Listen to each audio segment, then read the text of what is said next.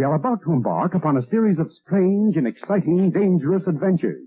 Adventures that will lead us to all parts of the world.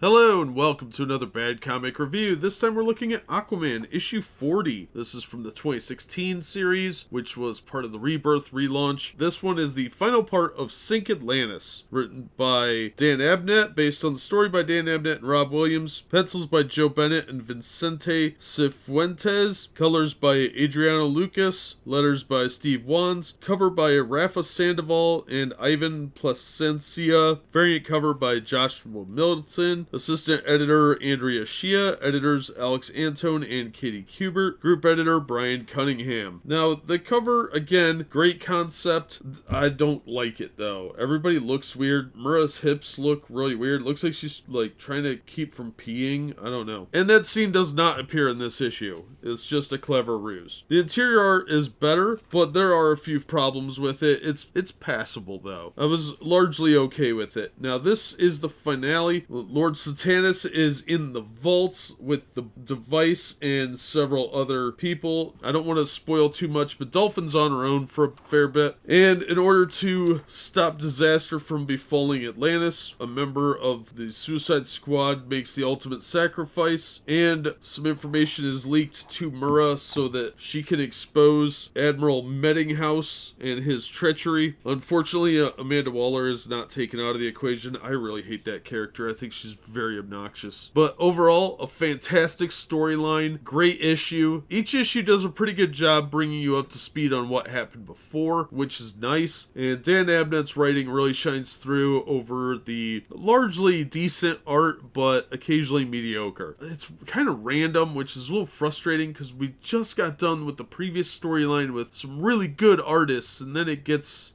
whatever this is. But it's not that bad in this issue. It was a lot worse last issue, in my opinion. Lord Satanas looks really cool, though. Aquaman, not so much. A lot of times when he's doing stuff, it looks like somebody just posed an action figure and drew that. But some of the scenes were pretty good overall, so I'm not unhappy with it. I didn't hate it. It was just kind of mediocre. But would I recommend this issue? Absolutely. It was a lot of fun. Again, there is some flaws in the art, but I can overlook them because largely it was a pretty well done issue. I don't have many complaints about that. So the story itself was fantastic. Abnett really knocked it out of the park with a fun superhero action adventure story. A little bit less serious than the previous storyline, but the stakes are still just as high. Aquaman's putting himself on the line for Atlantis. Even though he's probably not going to get any recognition, he risks himself and the others to stop the Suicide Squad from destroying Atlantis. Not entirely clear on why this was called Sink Atlantis, except that the mission briefing said they were supposed to sink Atlantis. But once Lord Satanas got in the vault, plans changed. All in all, a good story worth reading. I would definitely recommend picking up the entire storyline if you can. If you can't pick up all the issues individually, it will probably be in trade paperback by the time you're hearing this, but I would say either way you get it is just as good. I would definitely try and get the single issues if you're a collector. I think you're going to really want to reread these. It's a fun story, but I'll probably buy it in trade paperback as well and just give my single issues to somebody else like I usually do. It's worth reading. It was a fun Aquaman story, and I think that it's a definite good addition to any comic collection. But that's just my take. As always, thank you so much for listening and supporting the channel. If you enjoyed the video, give it a thumbs up and subscribe so you don't miss future reviews, and we hope to see you on the next one. We are about to embark upon a series of strange and exciting, dangerous adventures.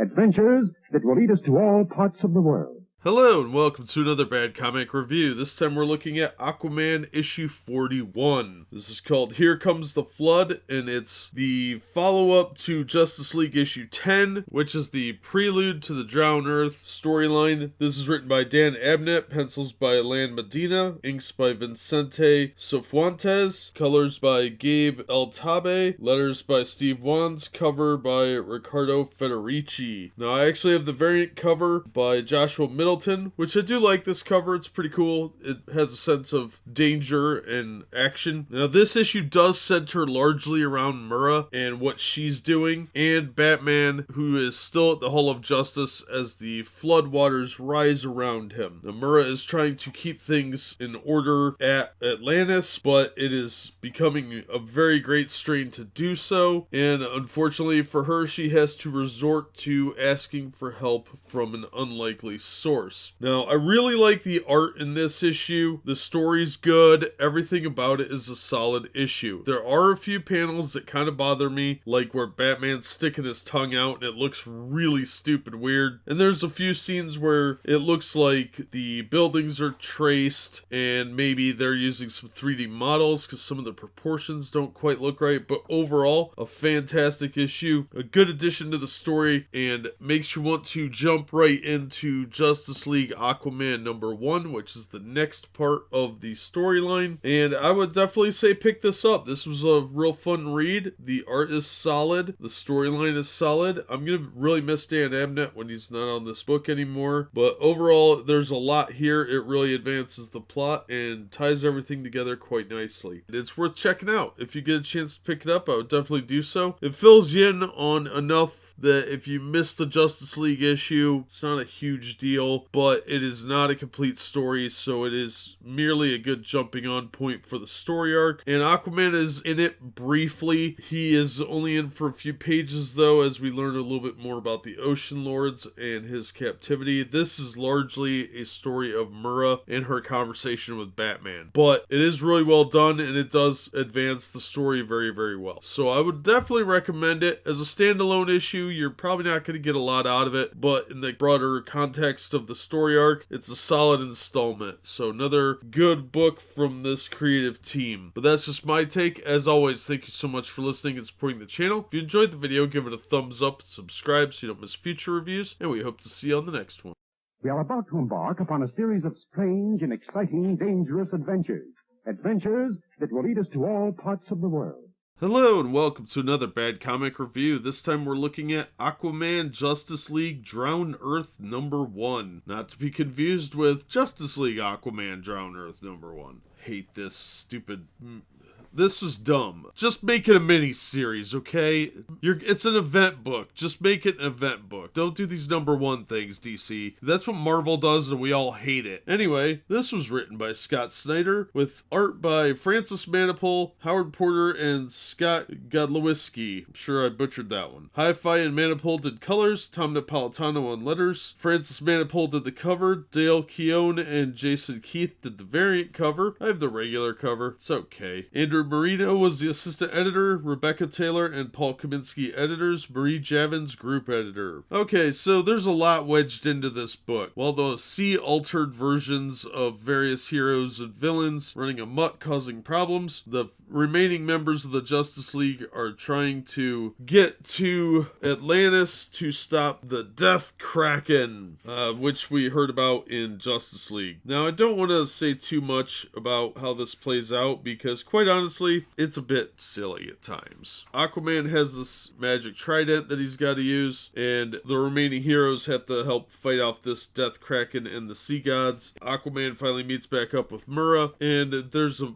big final conflict. Now, the art in here, like I said, the cover's okay, but the art varies wildly throughout the book. You can tell where Manapul did work and where Howard Porter did work, and I'm not familiar with this other guy, but I'm pretty sure I can tell which pages he did too. Some of this art is straight up garbage. Others, pretty good. Howard Porter's pretty good. I'm not a huge fan of his style, but I can recognize that he's a good artist. Manapul, I do not like his style. It's very disproportionate, and it's too stylistic, I think is what it is. I would call it garbage, but other people say it's a style. Now, if garbage could be a style, I guess that's a thing now. Okay. I think they were trying too hard with this book. The storyline, it's a Scott Snyder book. It's this big epic grand thing that comes off sounding like a Silver Age book aimed at 10-year-olds, but the ideas are really cool. Like, there's some really cool ideas. This should have been 2 issues. Is it worth $5? No, it's kind of all wedged in and convoluted. It felt felt kind of rushed as well, and it leads into the Kelly Sue DeConnick run that's coming up in Aquaman. That should have been in the regular series, because now you jump in, and if you hadn't been picking up these one-shots, you would have no idea what's going on. And most of the Drowned Earth story happened inside of Justice League and these two one-shots. So if you haven't been reading those, how are you supposed to know what's going on? It's ludicrous. So this was largely just a tepid story. It was very mediocre work overall. I think that had some really cool ideas, but I don't think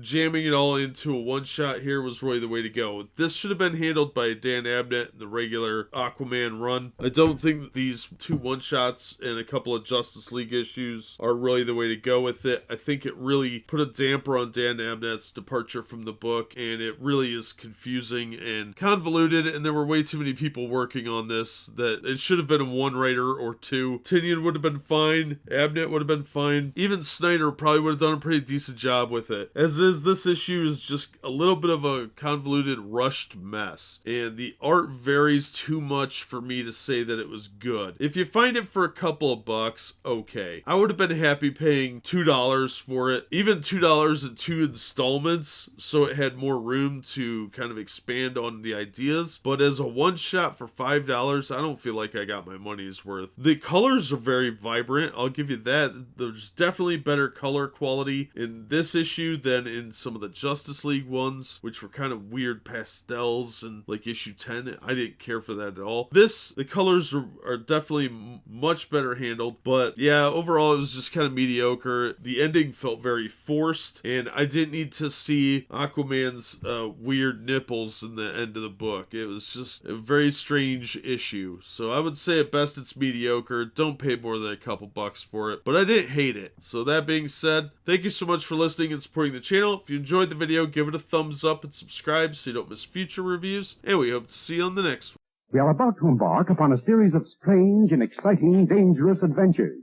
Adventures that will lead us to all parts of the world. Hello and welcome to another Bad Comic Review. This time we're looking at Justice League issue 10. This is from the 2018 series from DC Comics. Aquaman is exploring the Arctic Circle using this ship in a bottle that was left over from Poseidon. Poseidon's missing, presumed dead. Firestorm and Wonder Woman are with him. Of course, she's got the invisible jet, even though she could fly. And they are looking for this Atlantean ship. Superman, meanwhile, is with Adam Strange and the Flash, dealing with the home of Volcano Man, who is leaking volcano men, and the others are doing various other stuff. And suddenly things get weird. This giant creature thing with energy tendrils pops up out of the ground, and we had learned about this Atlantean story that was actually pretty interesting, and comes from the time of Arion, who was one of the original lords of Atlantis and a massive magic user. He was a bigger character in like the 70s, late 70s, early 80s. Anyway, things go south real quick. This Kraken thing apparently has the ability to sea change people, so anybody that wraps a tendril around will become sea changed, just like the people that reside in the depths by the base of Atlantis. It's around this time Arthur meets the Ocean Lords. They call themselves deities. There's Captain Gull, Commander Droog, and Admiral Tide. We learn that they have nefarious intent, and this leads into the Drowned Earth storyline. I have all of them,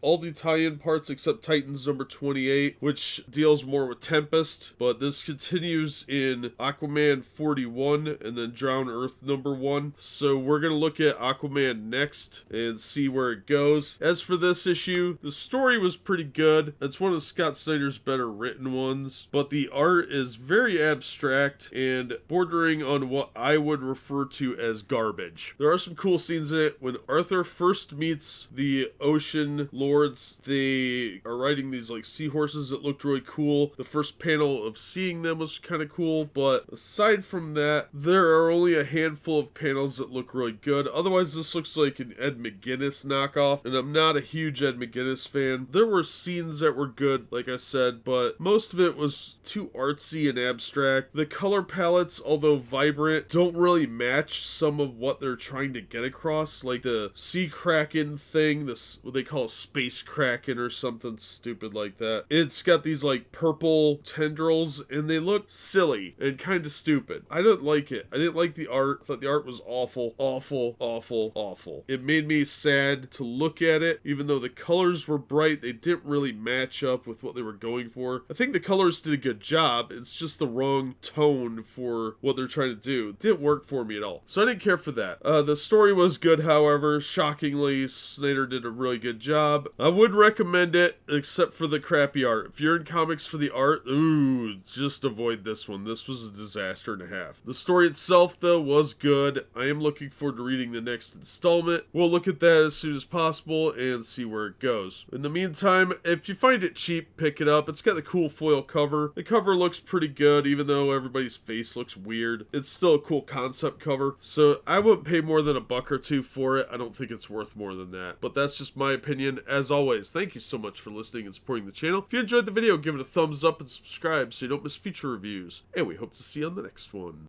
We are about to embark upon a series of strange and exciting, dangerous adventures. Adventures that will lead us to all parts of the world. Hello and welcome to another Bad Comic Review. Today we are looking at Justice League issue 11 from the 2018 series. This is part 2 of the Drowned Earth storyline. This is written by Scott Snyder, art, colors, and cover by Francis Manapul, Tom Napolitano on letters. Francisco Mattina did the variant cover. Andrew Marino was assistant editor. Rebecca Taylor editor. Marie Javins group editor. Alright, so the world is falling apart because it's being drowned by this thing called the Flood, and it's a scary kraken-like monster covered in pastels. Batman is trapped inside the Hall of Justice trying to protect the totality with Jarro, which is part of Starro. It calls him Dad. Meanwhile, Flash and Superman are trying to escape some sea-changed people, other heroes that are mutated into monsters and whatnot. Thankfully, Mera shows up to kind of help them out. Meanwhile, Aquaman is being forced to walk the plank, literally. Thankfully, there's some help nearby. Flash, Superman, and Mera are trying to find the tomb of Arion, which if you saw the movie, I'm pretty sure that's whose tomb that was supposed to be, but, you know, not really relevant. Arion was a cool comic book in the late 70s, early 80s. It only lasted like 35 issues, but I liked it. So Aquaman is trying to get to the graveyard of the gods to find Poseidon, while the others search for the Tear of Extinction. Unfortunately, Black Manta is on their tail, and things end on a pretty rough cliffhanger. Now, the art in this book is not my favorite. In fact, I think the vast majority of it is pretty terrible. The Graveyard of the Gods looked really cool when you first see it. It looks pretty awesome. The backgrounds look good. It's the people that all look kind of disproportionate and weird.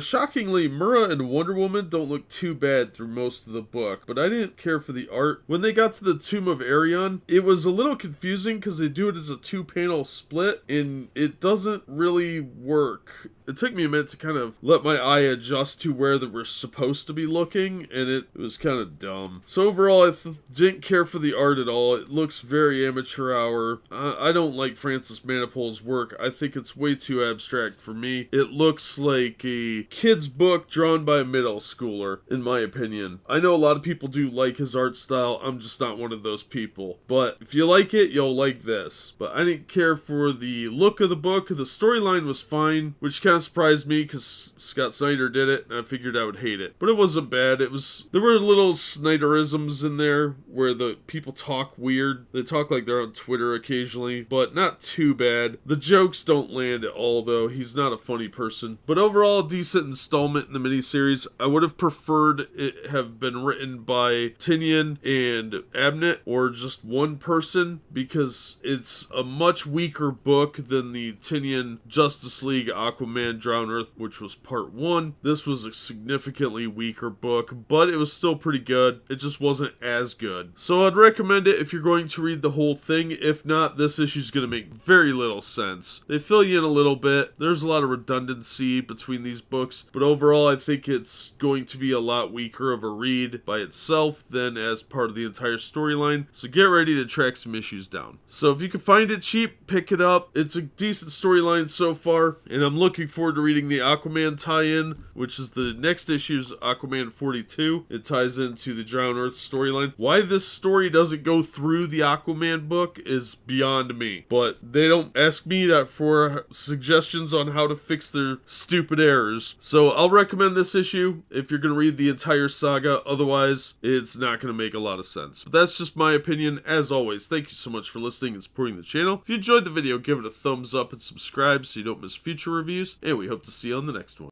We are about to embark upon a series of strange and exciting, dangerous adventures. Adventures that will lead us to all parts of the world. Hello and welcome to another Bad Comic Review. This time we're looking at Justice League, issue 12. This is the 2018 series, and this is part 3 of the Drowned Earth story. This issue is written by James Tynion IV. Fraser Irving and Bruno Redondo did the art. Irving and Sonny Gao did the colors. Tom Napolitano letters. Jorge Jimenez and Alejandro Sanchez did the cover. Lucio Paralillo did the variant cover. Rob Levin, associate editor, Paul Kaminsky editor, Marie Javins group editor. The cover doesn't bother me a whole lot. It's fine. The story itself is largely focused between two different parts. We've got the heroes that are trying to stem off the flood, like Flash, Mera, and Superman are in Arion's tomb. Meanwhile, the Hall of Justice, Lex Luthor, and Cheetah are trying to get the totality. Batman, who is still recovering from having a bunch of his bones broken, has been confined to this chair. He manages to get into an old prototype armor of Lex Luthor's, and a fight ensues. Now we learn how Arion died, and we learn how Aquaman can try and save the world from the floodwaters, and it's really risky. Okay, so I don't want to say too much more about it. It's a pretty straightforward story. This issue isn't going to make a whole lot of sense without having read the rest of the story arc previously. One thing I didn't care for is since there are two artists, it's very obvious there are two different artists on here. The scenes in the Graveyard of the Gods are very abstract with like photo negative almost coloring schemes. It's very artsy and very disproportionate, while the other scenes are more straightforward art, which is actually significantly better art in my opinion. Even some of those change. There's a scene where Mera is fighting something and it goes into this like pseudo painting look. And on one hand it looks good for like pinups, but not as sequential art. It's a little too abstract. People aren't defined. They look really weird, especially the face, and it doesn't work for sequential art, at least not for me. I thought about half the art was good, the other half was crap. And some of the abstract art worked pretty well, especially with the colors, because it has a nice color wash, but most of it just did not work for this book. So the storyline was okay. It's they're still doing this kind of like forced swearing thing, which is just lazy writing. Black Manta's a really cool villain in this storyline, but it was only an okay issue. I like the idea behind it. I think Tynion's a very good writer, but this issue was a little bit weak in a lot of respects, so it was just, in the end, kind of a mediocre issue. Would I recommend it? Not for cover price. No way. Not worth $4. If you find it for $2, maybe. If you're buying the whole storyline. Honestly, this is kind of a letdown from what had come before, but not too bad. The image on the cover does not happen in the book, so that's also kind of deceptive. I'd give it a mid-grade rating, and like I said, you find it for $2 or less, yeah, pick it up, but beyond that, not really worth tracking down. So I'm a little disappointed that the storyline is kind of fading out, but I think they have too many people working on the story, and they're not doing enough to kind of keep it under control. But that's just my opinion. As always, thank you so much for listening and supporting the channel. If you enjoyed the video, give it a thumbs up and subscribe so you don't miss future reviews, and we hope to see you on the next one. We are about to embark upon a series of strange and exciting, dangerous adventures. Adventures that will lead us to all parts of the world. Hello and welcome to another Bad Comic Review. This time we're looking at Justice League Aquaman Drowned Earth Issue 1 from 2018 DC Comics. This is part 1 of the Drowned Earth storyline, the official part 1. It does recap parts of Aquaman 41. It does reference Titans issue 28. Both are part of the Rebirth storylines. And of course it does pick up from Justice League issue 10. Now, this is written by James Tynion IV, art by Howard Porter. Hi-Fi did the colors, Tom Napolitano letters, Howard Porter and Hi-Fi did the cover, Francis Manapul did the variant cover, Andrea Shea assistant editor, Alex Antone editor, Marie Javins group editor. Now, of course, I have the Porter cover, which is pretty cool. Now, normally I'm not a giant fan of Howard Porter, but honestly, I really like this. He's very stylistic, which doesn't always work. A lot of people try and imitate this type of art, and it doesn't always work. Even this one has some misses, in my opinion, in a few panels, but it was good. The colors are real vibrant too. And for the first time in a really long time, I actually really liked a Justice League issue. And of course, it's part of this weird, goofy numbering system they're doing these days where miniseries are really just a bunch of different one-shots. Well, this ties into Justice League, Aquaman, and these two one-shots, which are Justice League, Aquaman, Drowned Earth number 1, and Aquaman, Justice League, Drowned Earth number 1. That is stupid. Okay, DC, stop doing that. Marvel does it, and it's stupid when they do it. Anyway, Batman's holding down the Hall of Justice and trying to communicate with people, but Martian Manhunter, Jon Stewart, and Hawkgirl are all off-world. They were going to Thanagar Prime to find out something about the totality that happened in the Justice League issues a little bit ago, so he's relying on Megan, or Miss Martian, to help him communicate with everyone. He's pretty much rounded up everybody to help out. So these floodwaters, which is called the Flood, are rising. Apparently, they find the source of the flood, but everybody that it touches turns into like frogmen. So they all got Innsmouth disease really quick. But we see people all around the world helping out. We can see Mr. Miracle and Barda, the Beijing Superman, the Titans over in Japan. We see one of the other Green Lanterns helping out, the Ray, Adam Strange, Mera, and they focus a lot on what's going on with Mera, but we also see what Aquaman is doing at the Blood Reef, where he's being held captive, and